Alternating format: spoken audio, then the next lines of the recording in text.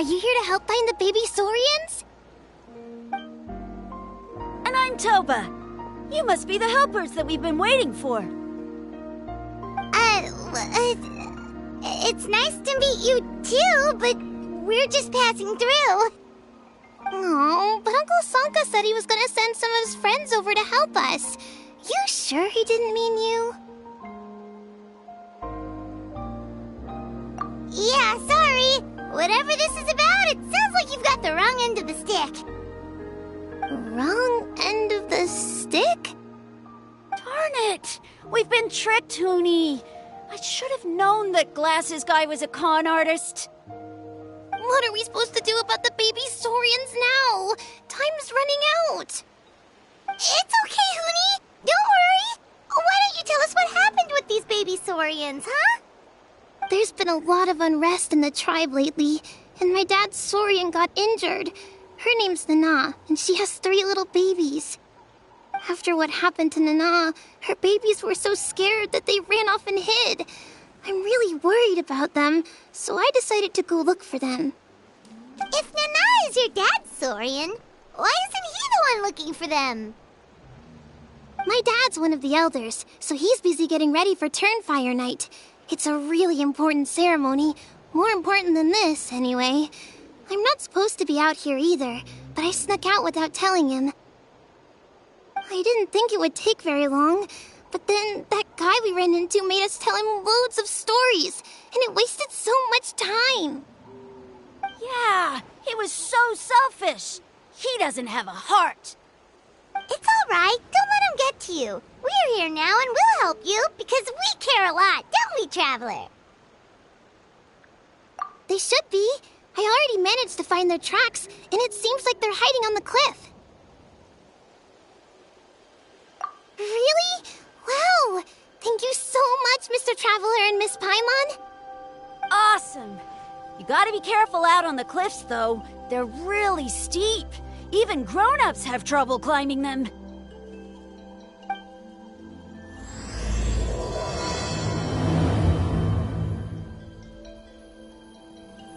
Goonie said the baby Saurians are on the cliff, so let's find a way up.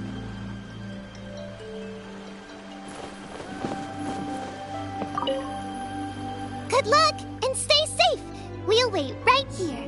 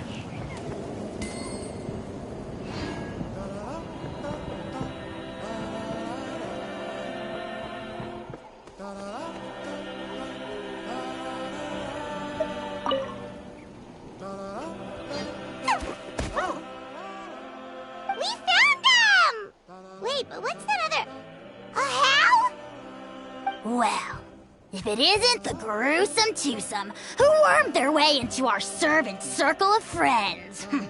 Still awestruck from the last time we met? Would that be why you hastily scrambled up here to pay your respects the moment you saw us?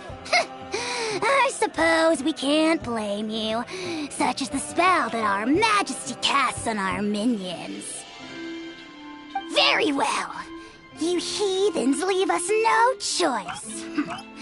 The almighty Dragon Lord, Kahula shall grant you the audience that you seek. Come, pucker up. You may now kiss our feet.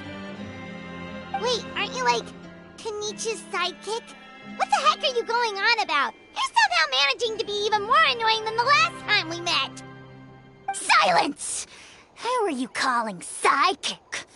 We are the Dragon Supreme, sovereign ruler of the Nation of Flame. We shall have you know that last time, were it not for Kenichi's earnest pleading on your behalf, you would have received not a single word of mercy. Oh, come on. You talk big, but Kenichi clearly has you under lock and key.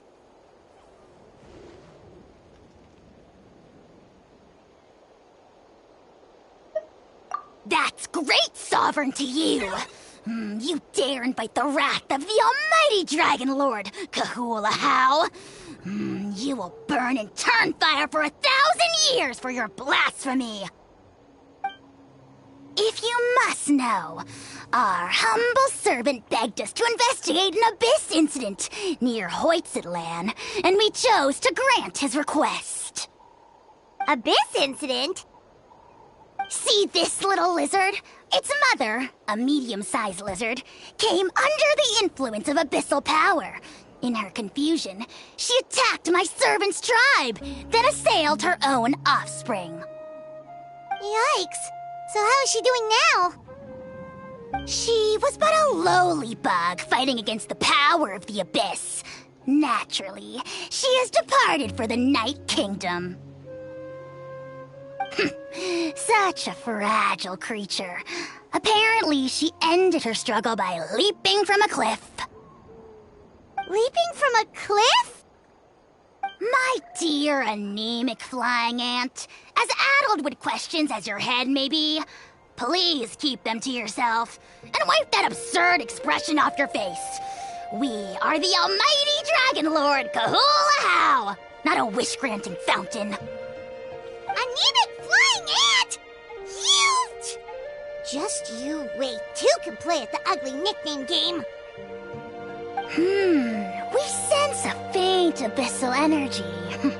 An evil sorcerer must be lurking nearby, but they are well hidden. If you encounter any suspicious outlanders, be sure to give them a robust interrogation.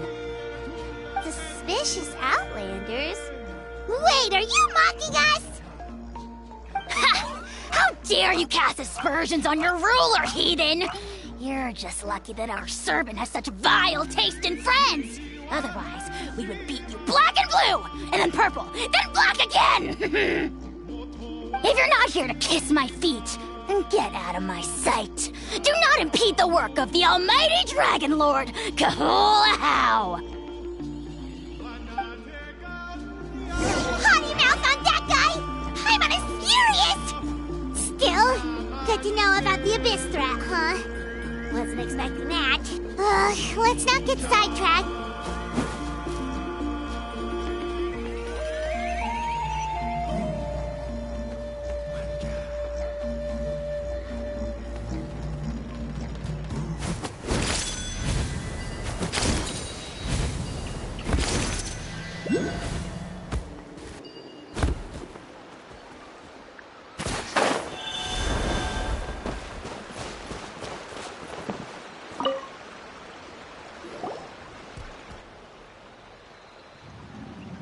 Wow, you're back already? That was so fast. I'm so glad that the babies are all right. Thank you both so much. Now we can finally go home and stop worrying about them. You're welcome. Piece of cake. You're not from Natlan, right? Because your clothes look different than ours. Hey, you must be tired after all that climbing. You should come take a rest at my house. Yeah, please come. I promise you'll get a big Scions of the Canopy welcome. We love having guests, and you're really nice people. Not like Glasses Guy. By the sound of it, Glasses Guy wasn't from Natlan either, right? Uh-huh. Well, his clothes sure weren't. You know what? Now that I think about it, there was something really fishy about him. Really? Maybe he was the suspicious outlander that Ahau mentioned. Sure, if you're interested. Let me think. How did the conversation go again? Oh, please, mister. I've told you so many stories already. When are you gonna help me find the baby saurians? Just one more story. One more, I swear. Why don't you tell me more about that ball of fire? I heard that there was a huge transparent ball of fire that used to burn 500 years ago, 1,000 years ago, maybe even further back than that. Oh, you mean Turnfire. That's where the ancient name Mollypo comes from. Oh, wow. So it was the origin of an ancient name. That's impressive. Uh-huh. There's a story behind every ancient name. The legend goes that the Turnfire first appeared in the era of the Grand Alliance. It was used by the tyrant Khan to rule over Natlan and oppress anyone who opposed him. Turnfire is different from normal fire. If you get set on fire with it, you'll feel horrible burning pain from behind you, but you won't die from it right away. And whatever you do, you mustn't turn back to look at it. Why? What happens if you turn back? As soon as you turn around, poof! You get burned to a crisp. Well, good golly gee. I mean, it's one thing to singe someone's clothes, but burning people alive? That is a big no-no in my book. Right? How nasty is it to burn someone from behind and not even let them turn around to look? Khan really was an evil tyrant. Yes, shocking behavior. Now, let me guess. Eventually, a valiant hero came to save the day? That's usually how these stories go. Good guess, Uncle Glasses. Seems like you really know your stuff. The hero was called Yupanqui. He's the ancestor of our tribe. Mm-hmm. Yupanqui was friends with Khan the tyrant, and also Shibalanke, the first Pyro Archon. He was working as an ordnance officer for the Grand Alliance at the time. He didn't like how Khan was such a cruel tyrant, so he stole the Turnfire and threw it at the Khan's army. The soldiers couldn't defend against it, and they all got turned to ash. And that's how our ancestors set our people free. But just as he was about to leave the city, he thought he heard Khan calling out to him from behind. It caught him off guard, and he turned around to look. But Khan wasn't there. All he saw was a city burned black, an army in ruins, and giant flames reaching up into the sky. A split second later, the flames he saw burst out from inside his eyes and swallowed him up.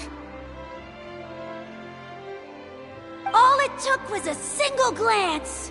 As soon as he looked back, he was burned to a crisp. The question is, was this the price he paid for stealing the Turnfire, or the price of turning back? Nobody knows the answer. But the fire that consumed Yupanqui burned more fiercely than any other. It burned for 100 days until it burned a hole right through the ley lines. And then, the flame dropped into the deathly dark Night Kingdom, where it still burns to this day.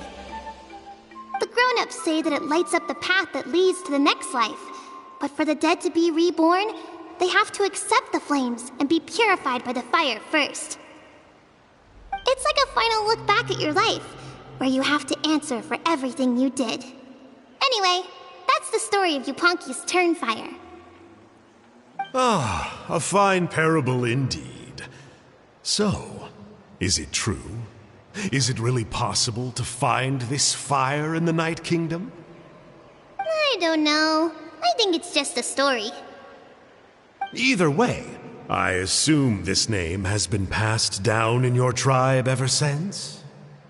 Sure has. It went to Burkina, the hero that we celebrate on Turnfire Night. But that was 500 years ago. Yeah, and now it belongs to Kinich. So we often call him Malipo Kinich.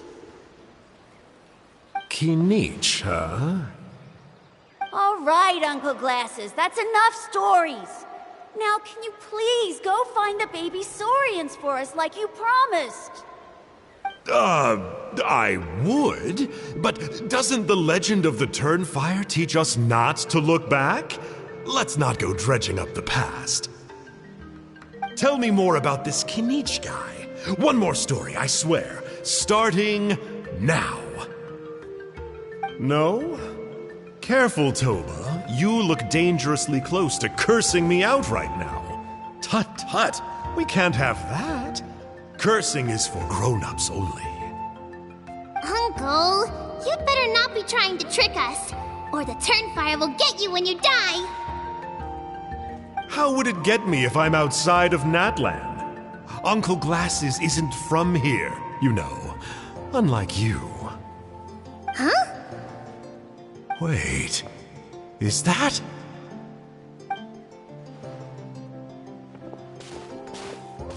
All right, kiddos. I'm a man of my word.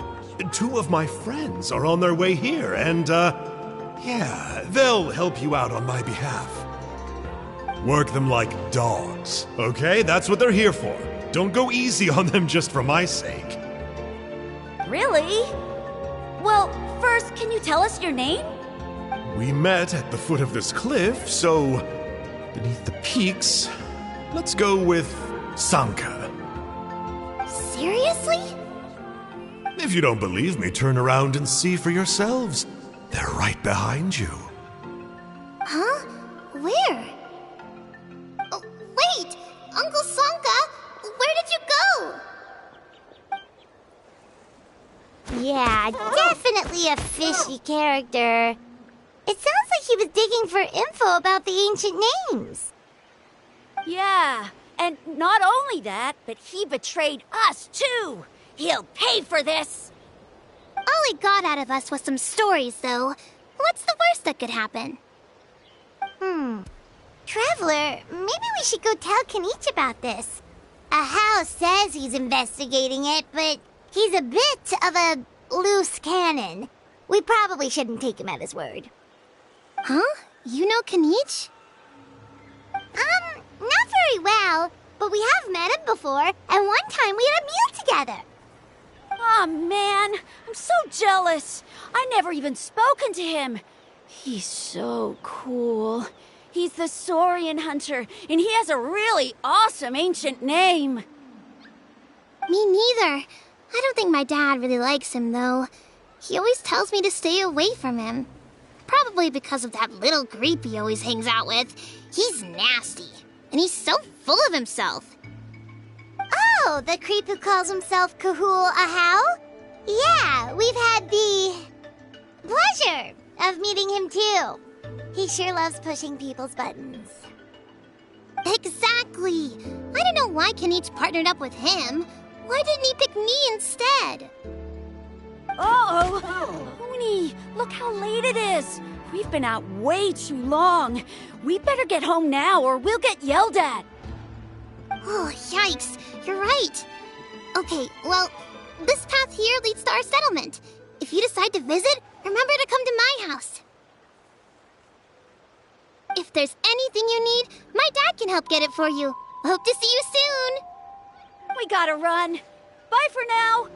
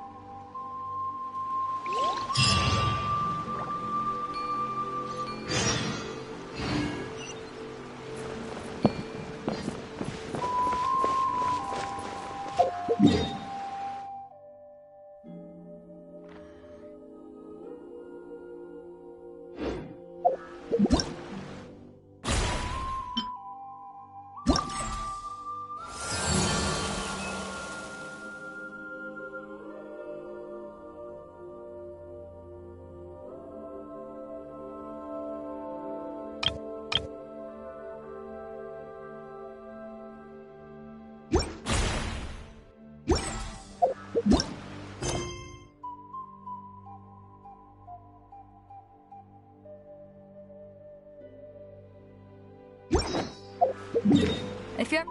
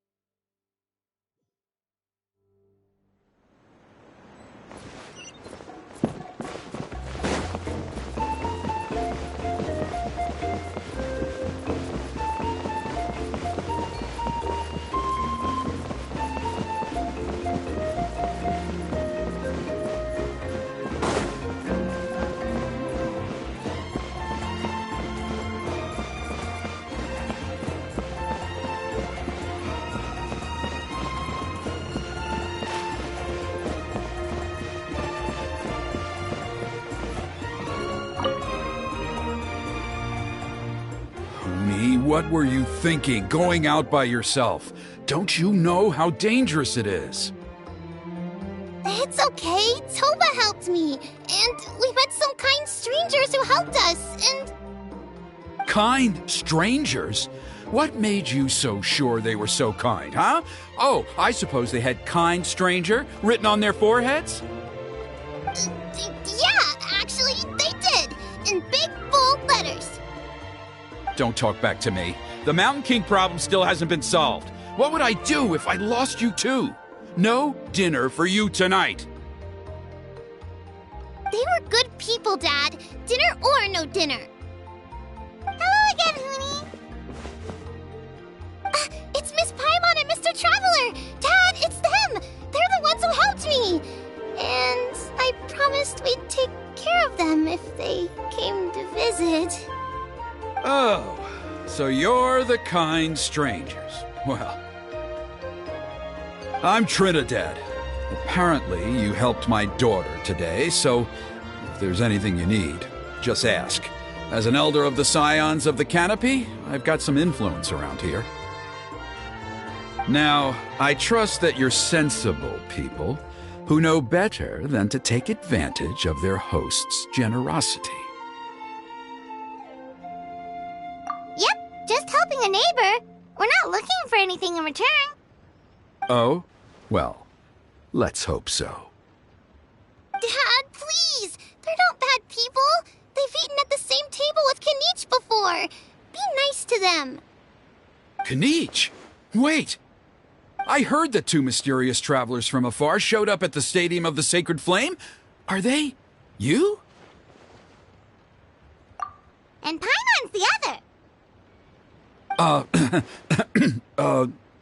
I do apologize. A lot's been going on in our tribe lately, and I suppose the pressure must be getting to me. I can't believe I was so rude to you. I feel ashamed. We got off on the wrong foot. Can we, start over? Oh, now we're talking. Seriously, though, don't worry about it. Already forgotten. We're just happy to see Huni got home safe and sound. Oh, you just arrived, I take it, and it would be my honor to give you a hero's welcome tonight. Careful now, that's quite an about face. We've heard that kind of thing can lead to spontaneous combustion around these parts.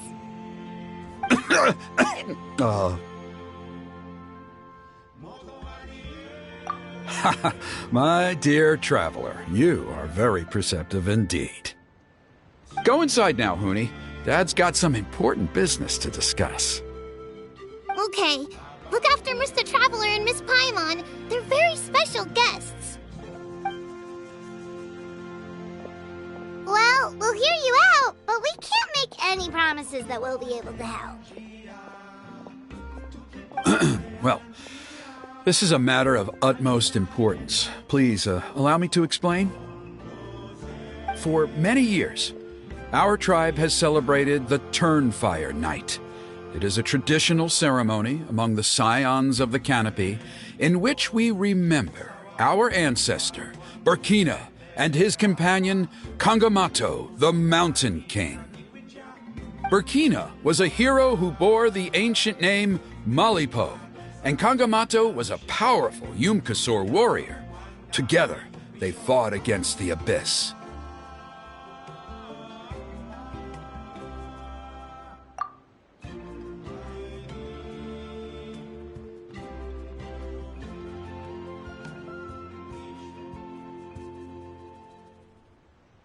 They were victorious, but it came at a great cost. Rakina paid with his life. The Mountain King survived, but was contaminated by the Abyss, and he remains in hibernation to this day. Normally, Yum-Kasaurs never live longer than a century. It is possible that the Abyssal power is responsible for his unnaturally long lifespan.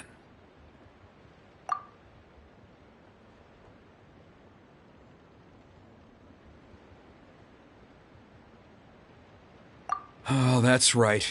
The Mountain King is a living symbol of our glory, but even this glory comes at a price. The abyssal power inside him is highly sensitive, and when it is disturbed, he awakens and flies into a blind rage, attacking anything that moves. So, besides the ceremony, another important part of Turnfire Night each year is cleansing the abyssal power inside the Mountain King, so that he will remain sound asleep. However, Abyss-related incidents have been on the rise in Natlan lately, as I'm sure you're both aware. As a result, it has become increasingly difficult to keep the Mountain King in hibernation. Only 5 months have passed since the last Turnfire Night, and he's already showing signs of instability. Has he woken up again? He has. We managed to contain the situation by performing a makeshift ceremony right away, but it was a close call. He could reawaken at any moment. Also, he attacked and wounded my companion, Nana, during the ceremony. She became contaminated by the Abyss as a result, and... We heard. Such a tragedy. We're really sorry for your loss. Yes, and Nana wasn't the first. Anyway, right now we're preparing for an exceptional Turnfire Night ceremony, and we need to find a suitable flame bearer. From what I've heard about your adventures, I believe you would be perfect for the role. Of course. Plus, he's a bona fide hero who inherited the Malipo name. Oh, you mean Kanich? Yes, he's the one. A hero, worth his weight in gold. And unfortunately for us, he's all too aware of that. No prizes for guessing what he said when I asked him to host a Turnfire Night outside of the annual schedule. An exceptional ceremony? Oh, I'll have to charge an exceptional price. I swear, no other concept exists in that boy's brain.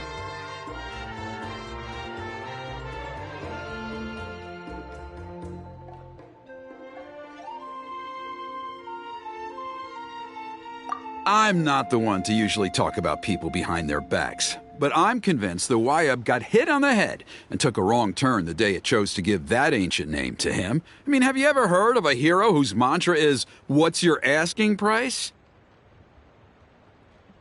Oh, and don't get me started on that insufferable Ahau he hangs around with. Thinks he's God's gift to mankind. Pompous fool. Yeah, Paimon has to agree on that last part. Anyway, the fact is, the ceremony can just as easily be done without him as long as we can find someone else. And besides, you two seem like much better candidates. So, what do you think?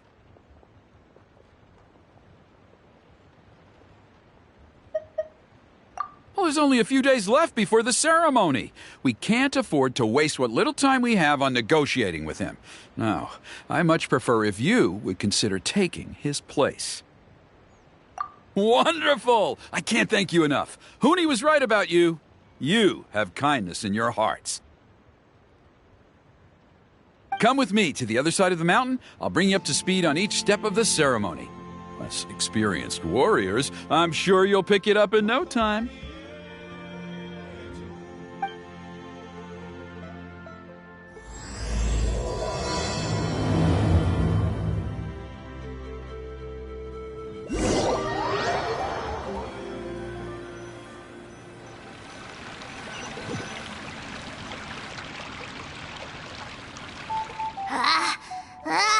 Achoo!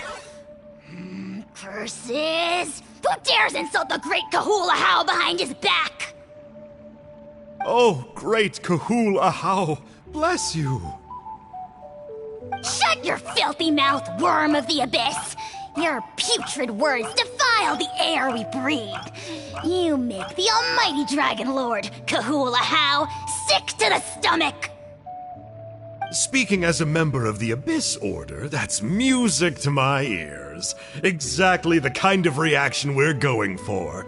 But on a personal level, I gotta say, it's pretty hurtful. Ugh, never have we heard such brazen blustering from someone who is inches from death! Up yours, Four Eyes! We spit in your face! Okay, well, that I am at a loss to explain. How do I manage to stay so chirpy and cheerful? I can only guess it's some kind of powerful magic. But I digress. Mr. Kinich, I admit it, you, sir, are a legendary hunter. Still, the only reason you caught me is that I was reluctant to run away. You see, I'm very interested in the lore of your tribe. Okay. Is that it? Kay? Aren't you intrigued to know what it is about you guys that prompted a visit from the Abyss?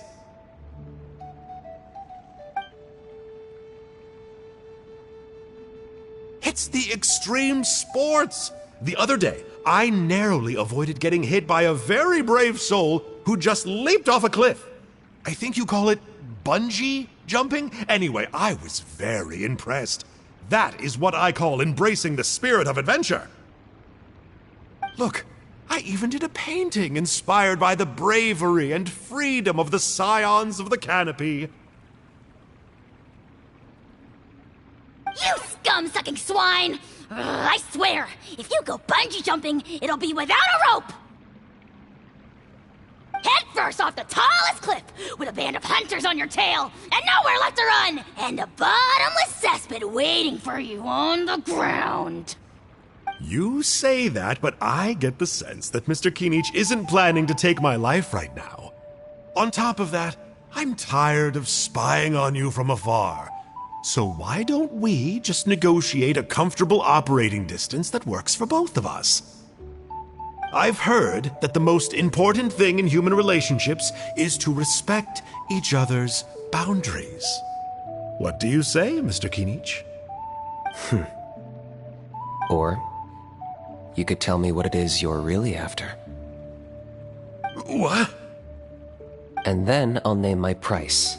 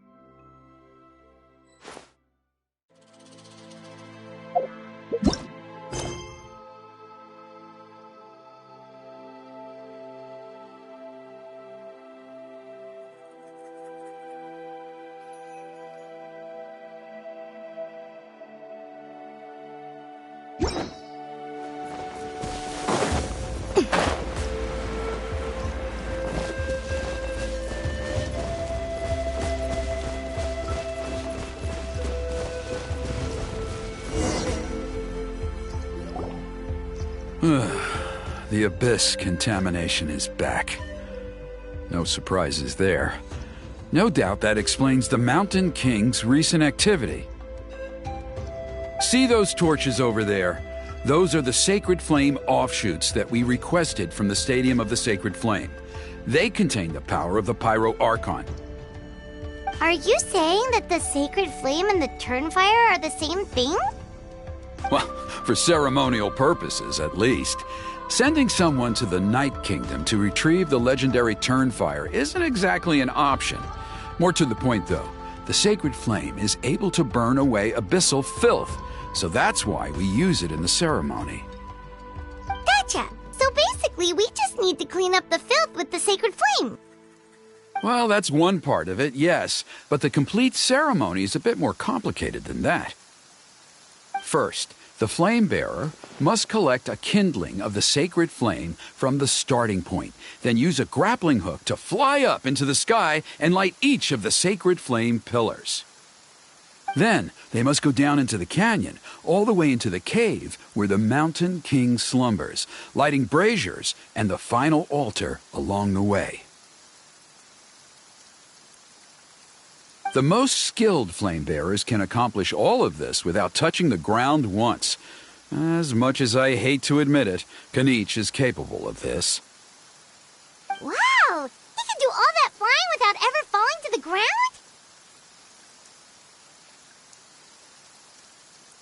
Well, of course Paimon can. It'd be much harder for you guys. Well, don't worry. It's not a requirement of the ceremony. You're allowed to touch the ground. The only thing you're not allowed to do is turn back.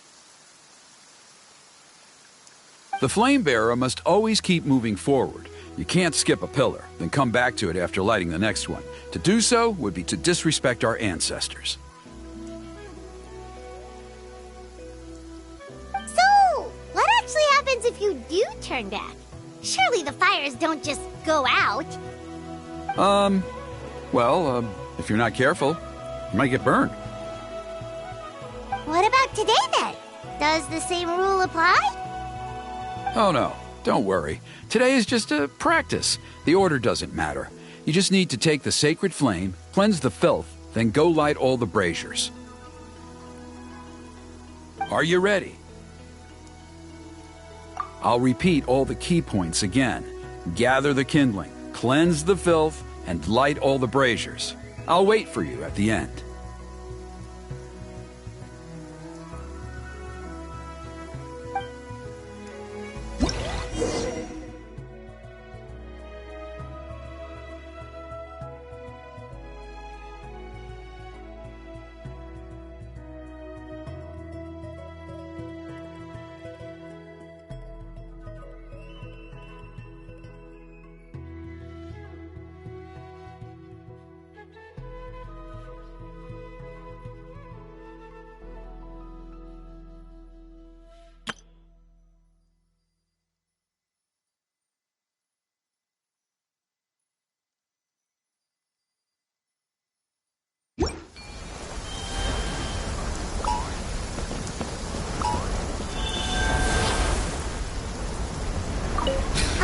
Let's use this kindling to complete our mission.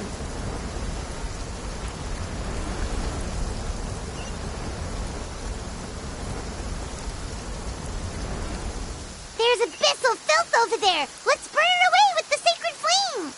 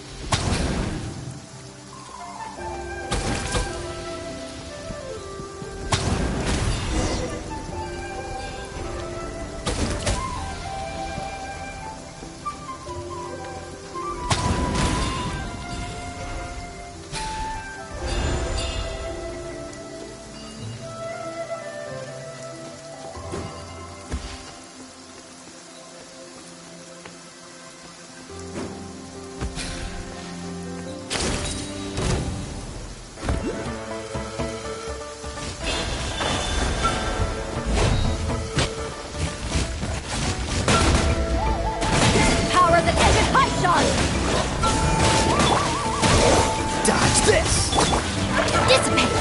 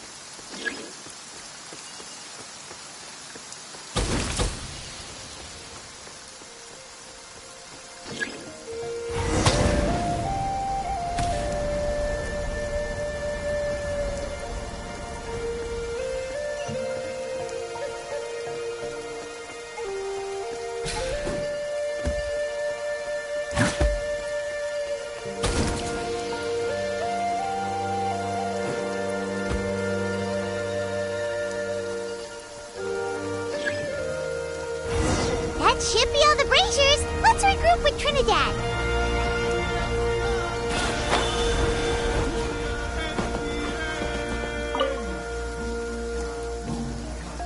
I knew I was right about you. You have outperformed all of the other previous candidates.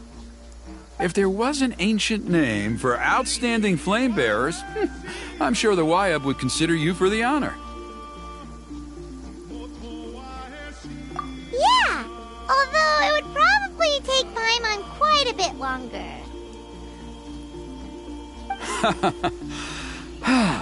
All right, now there's still a few days left until the ceremony, and I should probably get back so I can inform the chief and the other elders that I have found the flame bearer we need. Oh, you mean they've still got to sign off on it? Some of them are still hoping we can come to an agreement with Kanich, but that's only because they haven't seen you in action. Still, I'm the one responsible for securing a flame bearer, and my recommendation is you. Just for Paimon's own peace of mind, are you sure it's not going to be a problem having Outlanders take on such an important role in your ceremony? See that place over there? There was a time, long before the age of Burkina and the Mountain King, when we, Scions of the Canopy, called that our home. After a period of upheaval, our ancestors were forced to move away. Now, it has become a place where our youths go to develop courage and kindle a spirit of adventure. If we fail to keep the threat posed by the Mountain King at bay, it might not be long before we have to move again and find a new home. So, to answer your question, I think everyone will agree that you are the right choice. Fair enough. Desperate times call for desperate measures. I'll need you to drop by my place at some point before the ceremony, if that's all right. There are still a few final details that we need to discuss. Okay, see you later then. You have my gratitude. We've helped out with a lot of other local festivals before, but this one feels a little different. Anyway, let's take a break before heading back to Trinidad's place.